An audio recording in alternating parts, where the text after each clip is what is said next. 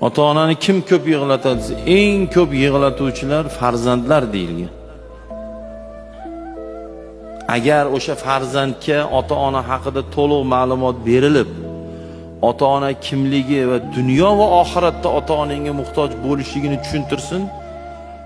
Agar birorta bola balog'at yoshiga yetgan, bu degani 13, 14, 15 mi, qonunga 18 balog'at yoshi hisoblanadi.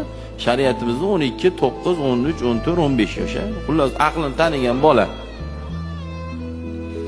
Agar shu ma'lumotni bering, otasi yo'q bo'lsa, uyda onasiga baqiradimi, gap qaytaradimi, xo'mrayadimi, do'q qiladimi? U ota borligida u muloyim ish bo'ladi. Agar shu ma'lumotni bilsa, farzandlar ota-ona ko'chib ketib, desa bo'ldi, uy senga qoldimi, kenja o'g'il, sen qaraysan deb qarab tashab berdi o'ylaysizmi? Talashadi.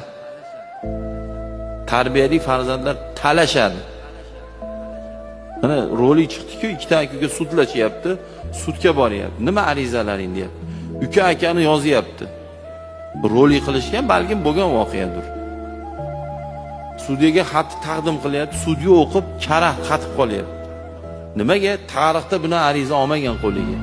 U arizaning ma'nosi shuki, arizam ma'nosi shundan iboratki, mazmun mohiyati, men akamni sudga beraman, chunki akam onamni uyimga olib borib qarashimga ruxsat bermayapti.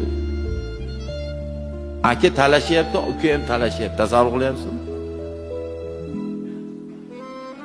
Ana iymon, mana islom.